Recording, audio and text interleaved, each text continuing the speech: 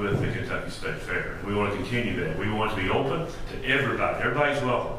And we want to do it the right way and try to have the programs and entertainment that you'll hear more about in a few minutes that meets their interests and their needs to that end. We have a very diverse board. We have 21 members of our board made up of people from all over Kentucky. These people have spent a lifetime involved in business, very successful in their own profession in their areas. But at the same time, they're very committed to our properties, both this facility and the one downtown, the convention center, that we manage both of those under the label Kentucky Venues. These people put a lot into this, and they donate their time to be involved, to help, and we're so appreciative to have their wisdom, their guidance, and their commitment for us to be successful. And the person that's leading that, from our standpoint, is our chairman, Dr. Mark Lynn. Dr. Mark Lynn, maybe you know Dr. Lynn, he's our chairman of the board, and I want to ask him to come up if he'll say a few words on behalf of our board, anything he'd like to say. A little background, he was born in Louisville, Kentucky. He grew up in Owensboro, and that's where he met his lovely wife, Cindy. He was off at Murray where he got his undergraduate. After that, they were married, and he pursued his doctorate, and the rest is history, as you can say. But not only being a successful businessman in his chosen profession, but his medical background, he's also done a lot for our community. Very generous, and we appreciate that, Dr. Lynn, the impact, the influence you've had on our community, but also in the Kentucky State Fair and all our programs. Please welcome Dr. Mark Lynn to the podium.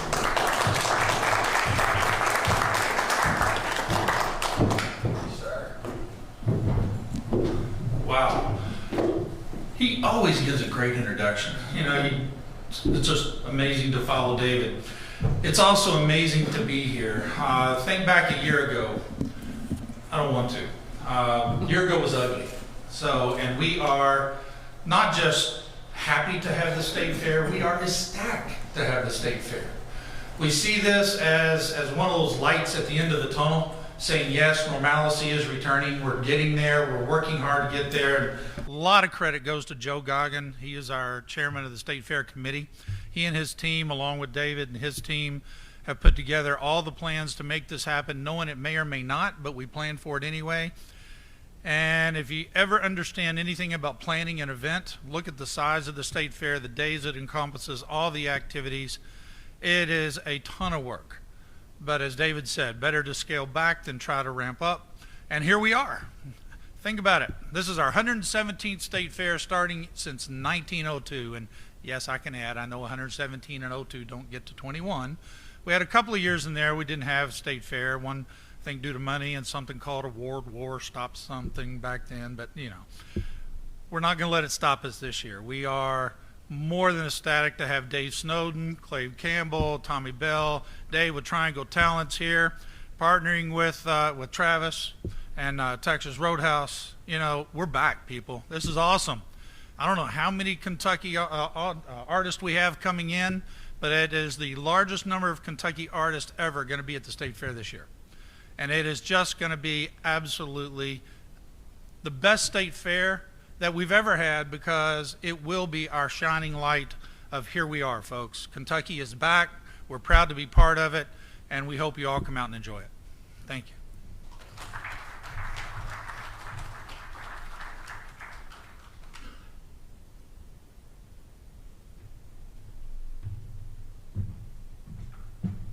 Thank you, Dr. Lynn. Thank you for those comments, encouraging, and support that you provide. Thank you so much. We're here today to recognize a great partner in our Kentucky State Fair, and that's Texas Roadhouse. And as many of you, I knew about Texas Roadhouse as a restaurant. I knew about Texas Roadhouse because they started across the river, I think, 1993. They've grown to over 600 restaurants in 49 states in 10 different countries. A very successful business and a good place to dine. And so I've enjoyed that, but I didn't know much about the management. Didn't know anybody in management. But in 2018, I got to meet a good man, Travis Doster. Got to meet him, visit his office, and I was so impressed with what he had to say and his approach to sponsorships, because as vice president of communication in his area, he manages their sponsorships. He also manages their governmental affairs. He also is president of their foundation that leads the program that takes care of their employees that have unique needs from time to time, and that says a lot about a company. But as I talk with Travis, and I've had many conversations with him since then, I've grown to really admire and respect that company, their leadership, their passion, their priorities, and we learn from each other, and I try to learn all I can from them.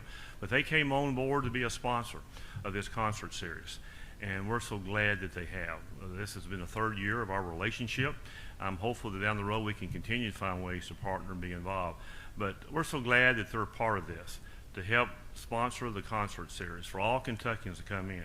You know, this year we'll have 7 Kentuckians that actually be the performers, and you'll get to hear one here a bit later on. But Travis, if you'd come up, got to know him and his family and appreciate what they do as a sponsor, but also what they do in our community. Thanks a lot.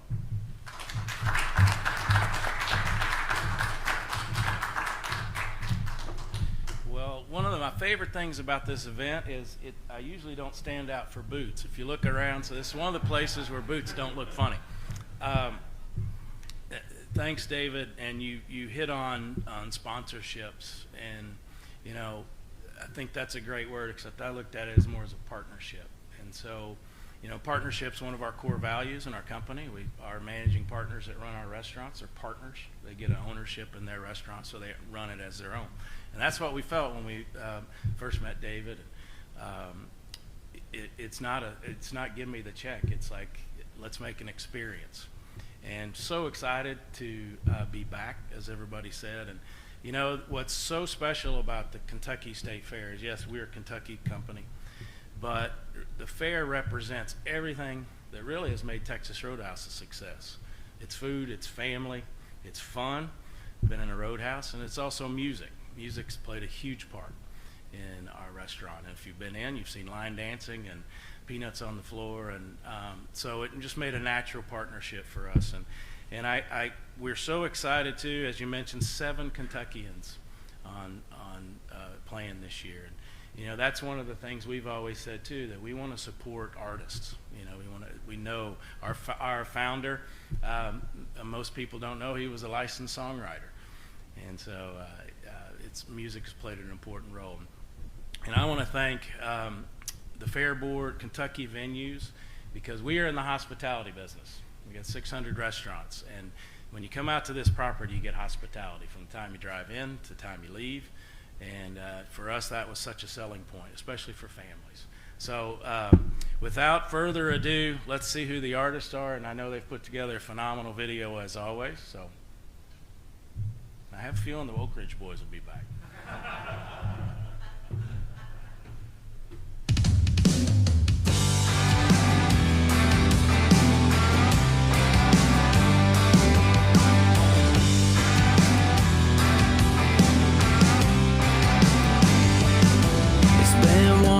Clock it in, knock it out, clock it out, about to kick off the weekend. There's a stretch of black top, I ain't never seen a cop, so I'm pushing it a little past 10. Pulled a little money from the bank, put it in a tank, shined up the windshield glass. Don't know where the night might lead, ain't nowhere to be, but I gotta get there fast. There's a cold beer calling my name, feel a good time coming, got a new song humming, and the sunset's doing this thing. Feeling lucky as a 7, yeah, sometimes heaven is a pocket full of payday green.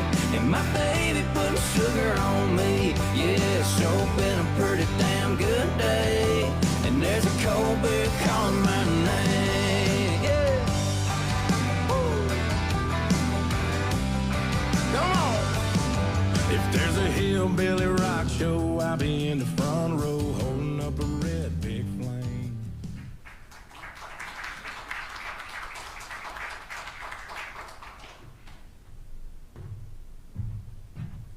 Thank you, Travis, and thanks, Kentucky Roadhouse. I mean, Texas Roadhouse for making this work.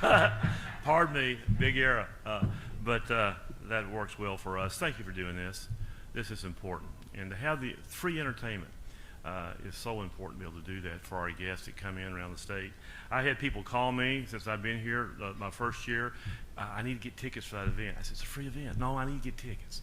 I said, it's a free event. You come through the gate, you can go. No, I'm serious. You're playing games, but I want the tickets. And I said, no, it's free.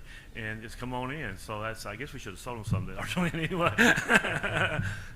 But anyway, that's what we're dealing with. People just don't realize, because I think we're one of the state in the country that has a state fair that provides the free entertainment. That's right. That's right. But you know, reference is made to having a Kentucky artist participate, and it does my heart good. Alex Miller, a young man that I got a chance to meet a couple years ago, came by the office. He was going to perform that night here at the Farm Machinery Show, and we sat there. He didn't have the Martin that day, but we played a little bit. We had a good time and talked. It impresses me for I have the opportunity, a venue and facilities where a young man that wants to pursue this type of career in music can come back and perform at the stage that as a young person he got to sit in front and watch and see other entertainers. And he has an agricultural rural background. He knows what FFA is all about. He's been there like a lot of us. And to have him, when he was on American Idol, the 19th series, to be able to watch him perform, a lot of us are rooting for you. But you know, not just being in that high profile position, but his example of who he is, his style of music, and representing the Commonwealth. We're so proud of him. Please welcome Alex Miller to the stage.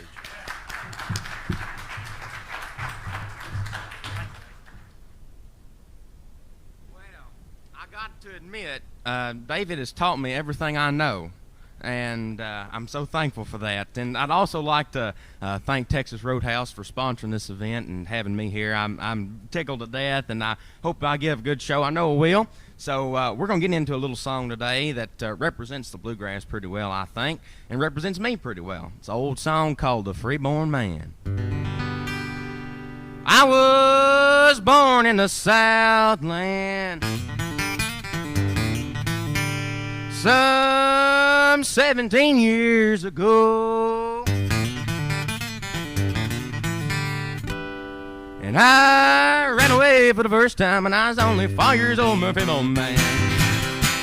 Yeah, my home is on my back, on my back. I know every inch of the highway, every foot of back road, every mile of road track. Got this old worn-out guitar, and I carry no tote sack. I lost about 300 times, but I always get it back. I'm a big old man. Yeah, my home is on my back, on my back. I know every inch of the highway, every foot of back road, every mile of railroad track. Got a girl in Jefferson County, that's right. Got another in San Antone. I've always loved the girl next door, but any place is home, Murphy-born man. Yeah, my home is on my back, on my back. I know every inch of the highway, every foot of back road, every mile of railroad track. Yes, I know every inch of the highway, every foot of back road, every mile of railroad track. Thank y'all so much.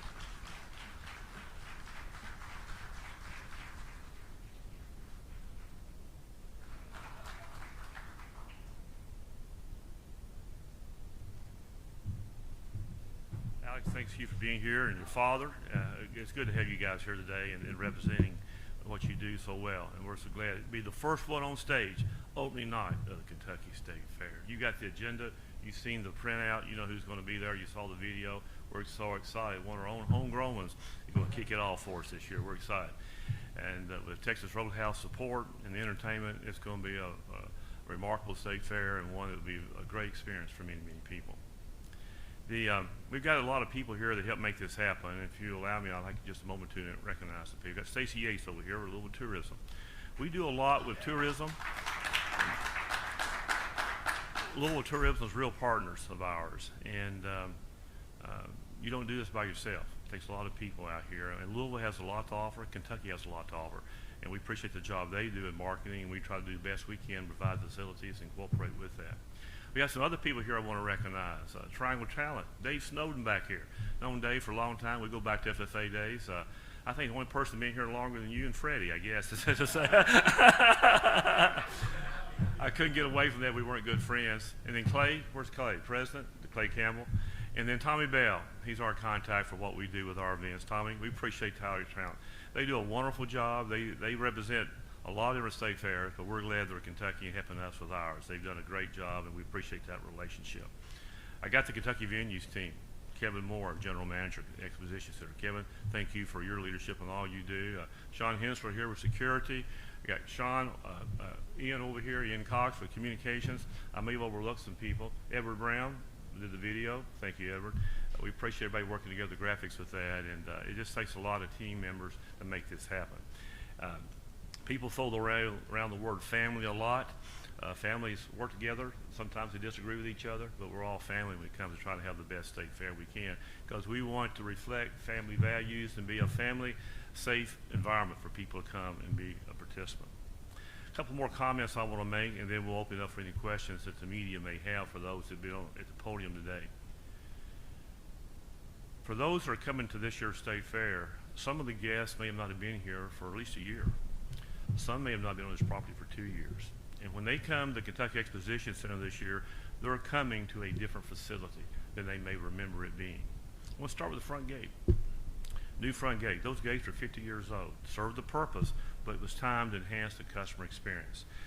20% increase in capacity coming in, even larger vehicles, more technology to help make it easier to get in, reduce the lanes where you can go and get in quick as you can to enjoy it. Same on coming, that's off Phillips Lane, the gate 1, over gate 6 coming off Preston. Very same process, just a little smaller, not as much traffic at that gate, but this very thing. Eventually, we hope we can go around with all of our gates with that kind of renovation. You walk into the rooms like this, we've had a lot of decor changes. During this hearing we've been down, we've been closed for business. We put a lot of time involved in our people and resources to do the job, to upgrade this facility. We renovated our restrooms. If you go out on the east side of this south wing, you'll see changes in the property. We moved a lot of dirt. We dealt with some drainage issues. We've elevated that, more green space. It helps us attract places for more exhibitors, outdoor events, sporting events, and things like with the Farm Machinery Show, as well as other events we have in the State Fair. You go on the south side of our property, the area there where we've had concerts as well, a lot of improvements in that area too. Changing signage, tearing down fence rows, been there for many, many years, putting in new equipment, putting in new technology, Wi-Fi and water and things that we need, and that will become a very popular green space in the future for media events. And then the things behind the scenes you don't see. Infrastructure, heating and cooling. That takes time, new electrical, Wi-Fi in the buildings. We're unique in our state fair, and I have an opportunity, as some of you do, to talk with the major state fairs every other week in planning and discussing. We have 1.2 million square feet of climate-controlled property here on just this property by itself. And we have 356 acres here. And ladies and gentlemen, we'll use every square inch of that during the 11-day Kentucky State Fair. In fact, we could use some more space. No other fair in the country has that space and this kind of facility. So are we proud? Yes, we are. But we feel like it's a huge opportunity, but a major responsibility to manage it well and do it well with the help of our board, support of our sponsors and partners, and others who we cooperate with. We want to have the best environment we can. So thank you for being here today. Thanks for helping get the story out. And let me just say that a little bit later on in June, we're going to be making some more announcements. And we realize it's been a tough year for Kentuckians in business and families and all that goes with that. And I think you'll be pleased to see some of the things we're going to be doing to help make it much easier for people to come in and participate in this state fair, from how we gain access to admission tickets and pricing and everything else. We got some good things on the drawing board that I think people will know that here in Kentucky we're serious about bringing people. Everyone's going to be invited, and hopefully we'll see you during the Kentucky State Fair as well. Any questions you have for those of us at the podium today? We'd be glad to entertain any questions the media may have today. Yes.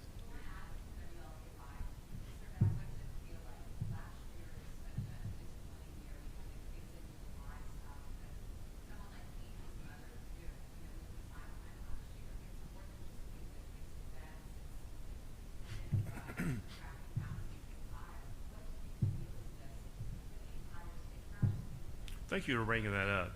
That's how we feel. It is a big deal.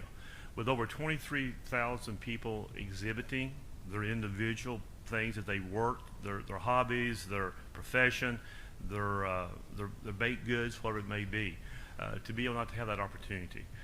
That's a tradition. It's something they enjoy the history of, going back down memory lane. They bring their family, the children, their grandchildren to that event.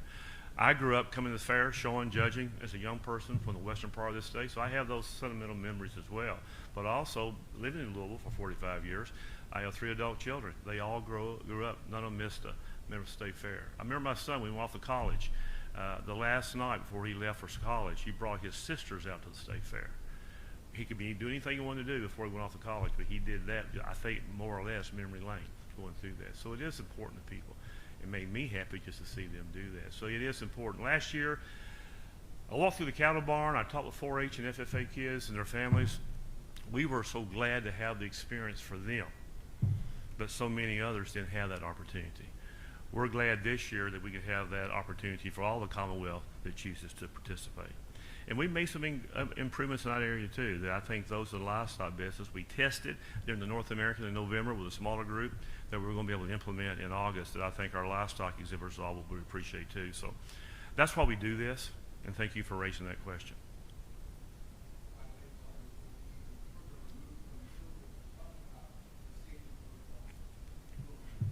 Yes, we'll be dealing with, I carry this mask all the time. Even though I've been vaccinated, I've got it with me. So I'm always prepared if someone's not comfortable. We will not ever compromise the guidelines. We will always be in full compliance. When we do that for our regular clients, they know that going into it. But what we try to do, we communicate with our clients. We may book an event months out, maybe more than a year or so out.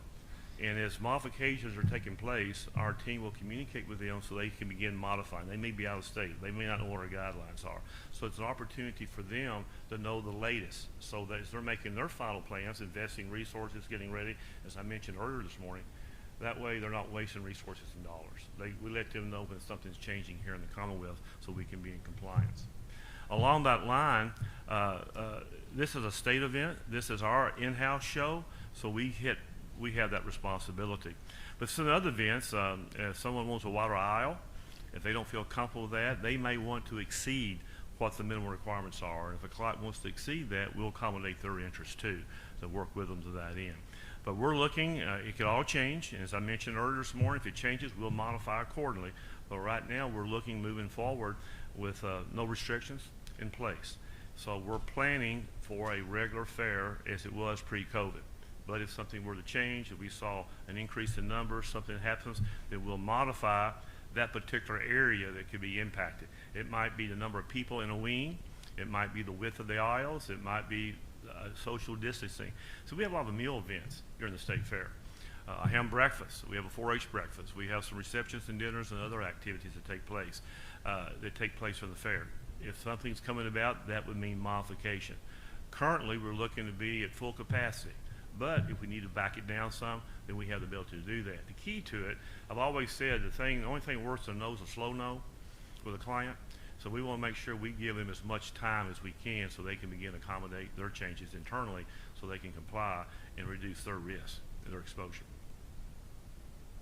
Yes.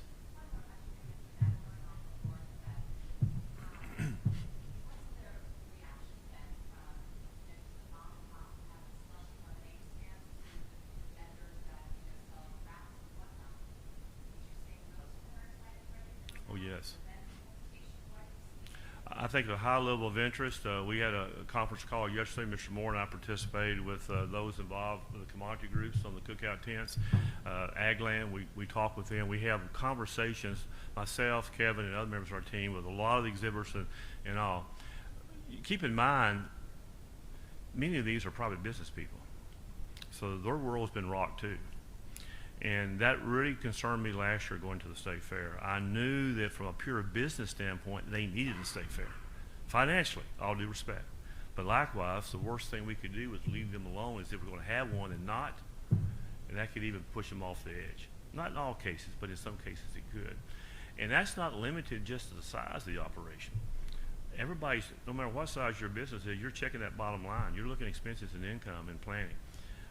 That's why we made the decision we did with the National Farm Machinery Show. That's a historical event, 50 plus years on this property. Over 300,000 people walked through these doors in a 4-day period. Big business, 900 exhibitors. We delayed that from February to later in the spring, thinking we might be able to accommodate it. But we finally realized that's too risky. And Dr. Lee and others would know, and Kevin, that was too risky. So finally we just pulled the plug on it. We might have been able to do it, but we're putting too many people at risk, not just from a health standpoint, but a financial standpoint. So we delayed it into 2021, excuse me, to do it next year. So We try to be mindful of those things. But I tell you, every exhibitor I talk to, they're anxious to be back. They want to be a part of it. And part of it's experience, but a lot of it's the economic impact too. Other questions? I promise all the answers won't be that long, but yes. Every year the state fair is kind of like a heated competition, depending on the event. When I think of like livestock and other events like that, to have that back, to have that competition back, it's also a learning experience sometimes for some of the younger visitors. And to be able to provide that learning experience again, how important is that? Extremely important. In fact, if you had sat in our last board meeting, you would have heard the FFA state president and 4-H state president offer that from their personal. You remember a while ago I mentioned maybe when the board, pardon me, the board was discussing the recommendation, those young people spoke up and shared their experience and how much that meant for their colleagues. That learning experience. See, there's local shows, there's district shows that lead up to the state fair in many cases, and not having that experience is a setback for them. You learn whether you win or not, just the leadership skills of being involved and showing, judging, making decisions. That's so much part of an education and development.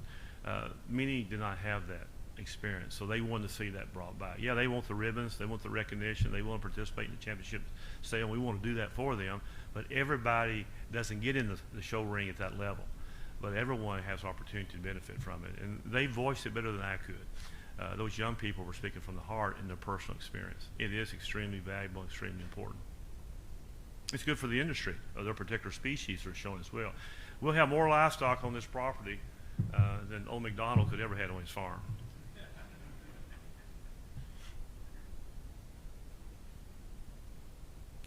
Other questions?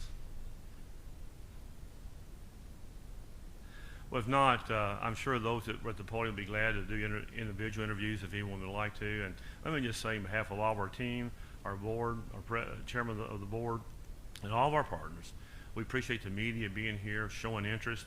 Help get the word out so people can plan their summer.